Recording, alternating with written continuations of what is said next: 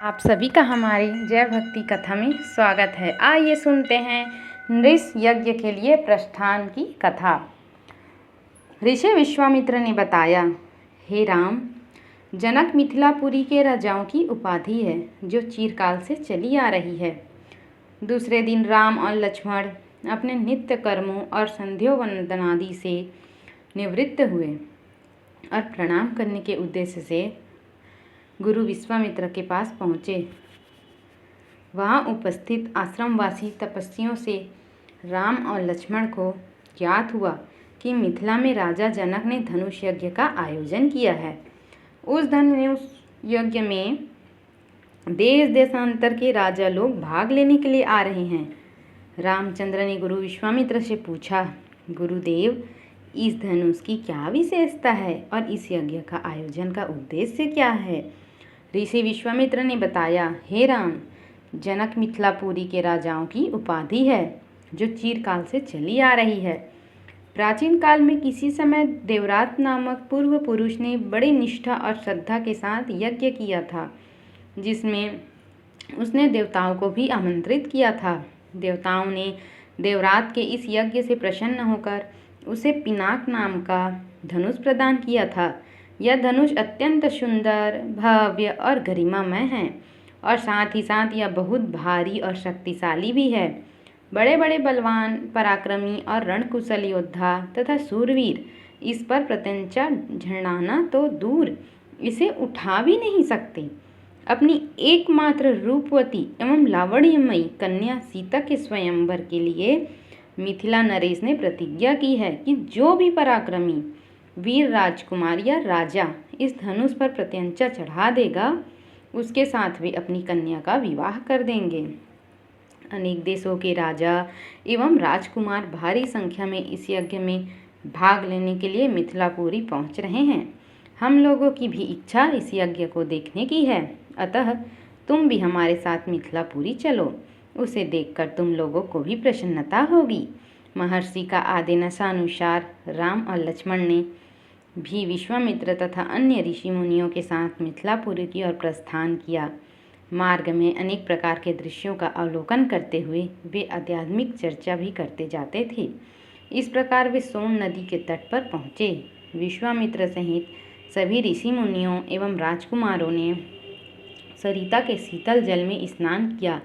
इसके पश्चात संध्या उपासना आदि से निवृत्त होकर धार्मिक कथाओं की चर्चा में व्यस्त हो गए। रात्रि अधिक हो जाने पर गुरु की आज्ञा से सभी ने वही रात्रि व्यतीत की। प्रातः नित्य कर्मों तथा संध्या वंदनादि से निवृत्त होने के पश्चात यह मंडली आगे की ओर बढ़ी।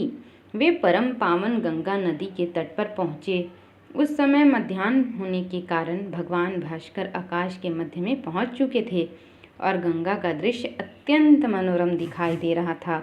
अटखेलियाँ करती हुई लहरों में सूर्य के अनेकों प्रतिबिंब दिखाई दे रहे थे। जल में कौतुकमयी मछलियाँ क्रीड़ा कर रही थी और नभ में सारस हंस जैसे पक्षी अपनी मीठी बोली में बोल रहे थे। दूर दूर तक सुनहरे रेत के कण बिखरे पड़े थे और तटवर्ती वृक्षों की अनुपम शोभा दृष्टिगत हो रही थी। राम इस दृश्य को अपलक दृष्टि से देख रहे थे। उन्हें देखकर विश्वामित्र ने पूछा, वत्स, इतना भाव विभार होकर तुम क्या देख रहे हो? राम ने कहा, गुरुदेव, मैं सुरसरी की इस अद्भुत छटा को देख रहा हूँ। इस परम पावन सलीला के दर्शन मात्र से मेरे हृदय को अपूर्व शांति मिल रही है।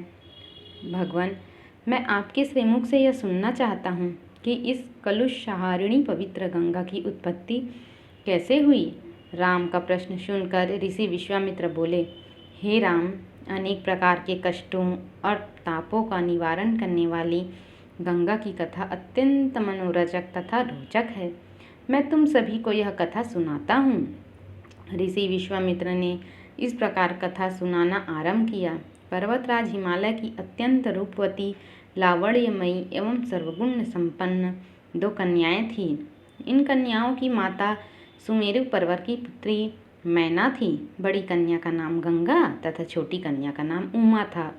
गंगा अत्यंत प्रभावशाली और असाधारण देवी गुणों से संपन्न थी।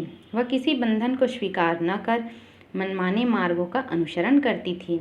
उसकी इस असाधारण प्रतिभा से प्रभावित होकर देवता लोग विश्व के कल्याण की दृष्टि से उसे हिमालय से मांग कर ले गए। पर्वतराज की दूसरी कन्या उमा बड़ी तपस्विनी थी। उसने कठोर एवं असाधारण तपस्या करके शिव जी को वर के रूप में प्राप्त किया। विश्वामित्र के इतना कहने पर राम ने कहा, हे भगवान, जब गंगा को देवता लोग सुरलोक ले गए तो वह पृथ्वी पर कैसे अवतरित हुई और गंगा को त्रिपतका क्यों कहते हैं? राम के इस प्रश्न का उत्तर देते हुए ऋषि विश्वामित्र ने कहा, सुरलोक में विचरण करती हुई गंगा से उमा की भेंट हुई। गंगा ने उमा से कहा कि मुझे सुरलोक में विचरण करते हुए बहुत दिन हो गए हैं। मेरी इच्छा है कि मैं अपनी मातृभूमि पृथ्वी पर विचरण करूं। उमा ने गंगा आश्वासन दिया कि वे इसके लिए कोई प्रबंध करने का प्रयत्न करें। फिर सुनते हैं अगली कथा में इसके आगे। जरूर सुनिए, कथा बहुत दिलचस्प होगी। फिर मिलते हैं अगले कथा में। चैनल को लाइक, सब्सक्राइब, शेयर जरूर करें।